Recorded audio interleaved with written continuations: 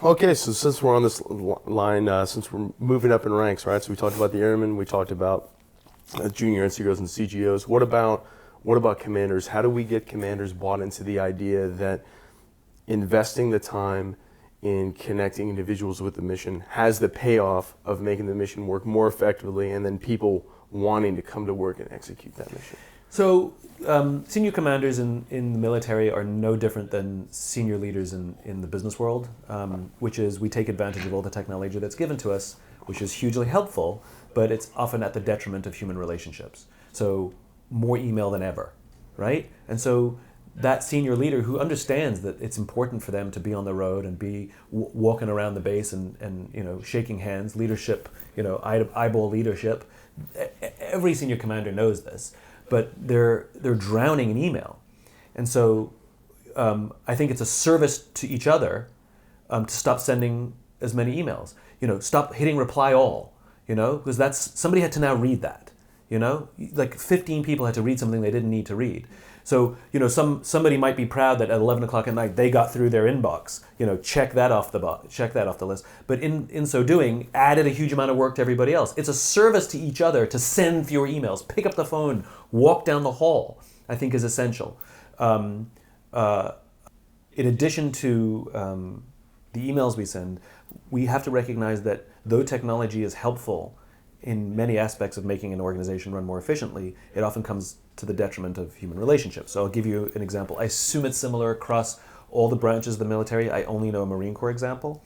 It used to be that if a young Marine wanted to change their death benefits, for example, that they would have to fill out a form, probably in triplicate, get their NCO to sign off on it. And if the NCO saw that you're taking your mom off your death benefits, that NCO is going to lean in and say, what's going on, right? Now, in the name of efficiency and saving money, that process has been digitized. You just log on to the internet and you change your death benefits. The Marine Corps knows that something, I can't remember the exact statistic, but close to 100% of suicides, that Marine will change their death benefits a week before their suicide, right?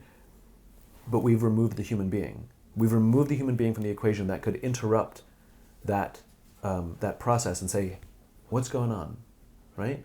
And yes, I'm sure we've saved tons of money, and yes, we've absolutely reduced the bureaucracy. Awesome. But what was the cost for the money we saved? And sometimes it's just not worth it. Sometimes the money we save is just not worth the cost.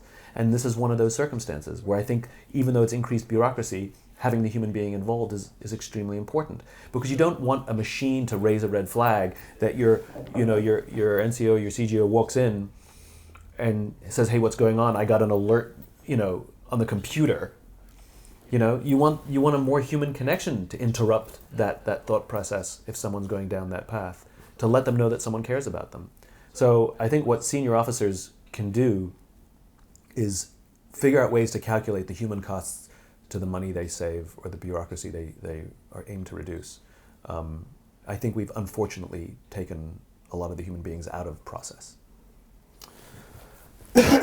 So if we still need to, do taskers, do emails, how do we incentivize that human connection where it's just as mission critical to get to know the person to the left of you and the person to the right of you as it is to send an email or do that task? Or that is your job. Hey, you got to know what's going on with this person. You want to know when they're not okay, so that you can ask that question like, hey, what's going on? Why are you changing this? It's not an alert on a computer. You've already invested the time to where you know that person well enough to when they look a little bit off that morning, You're like, I know you said okay, you're okay, and you had an okay weekend, but I don't really believe you. Like, let's have a conversation. How do you incentivize?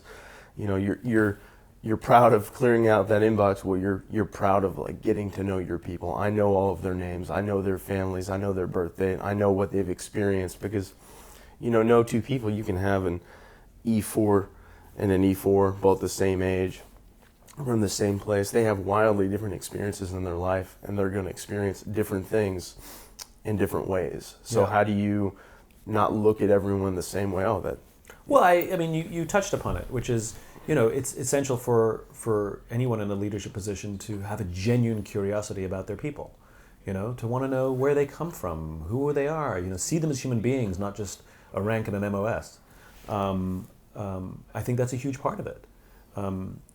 They have to have genuine curiosity. I know a lot of great airmen who develop empathy. For example, an A-10 pilot may develop empathy for the soldiers on the ground, but has that pilot developed empathy for the crew chief? Or do they just yell at the crew chief because something wasn't working?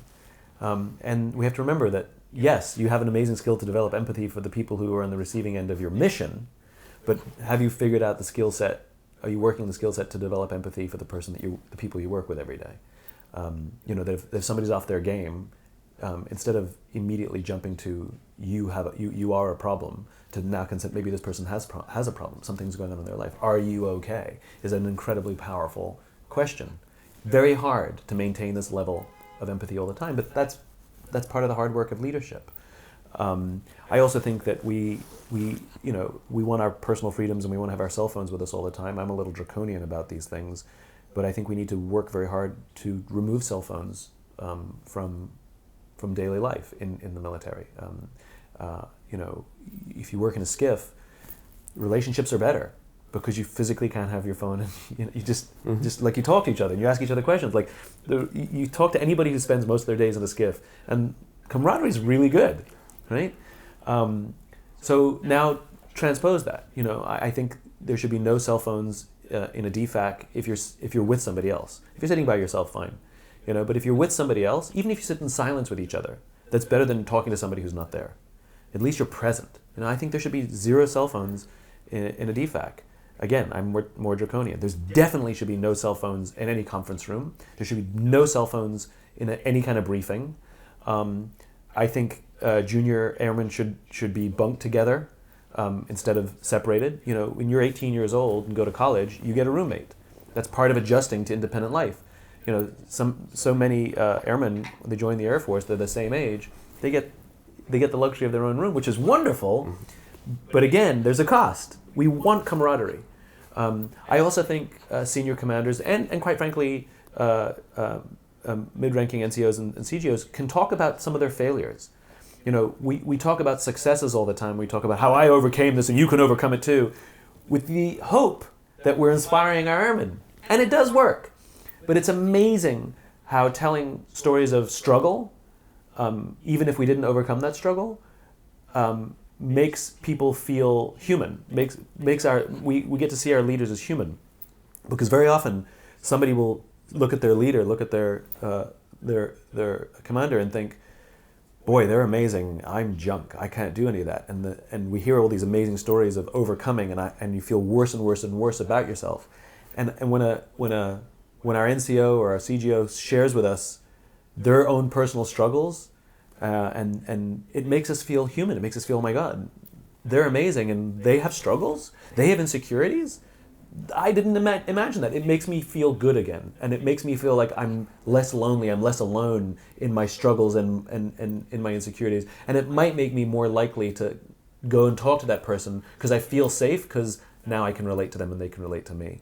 So I think there's something to be said for talking about our weaknesses and talking about our failures that young people need to hear, especially in this day and age where, Instagram and Facebook and everything's filtered and everything's amazing and all your friends are better looking than mine and all your vacations are more amazing than mine and all your meals are better than mine, and like we've created this incredible sense of we've put a veneer on everything, this glossy veneer on everything, and it's all fake.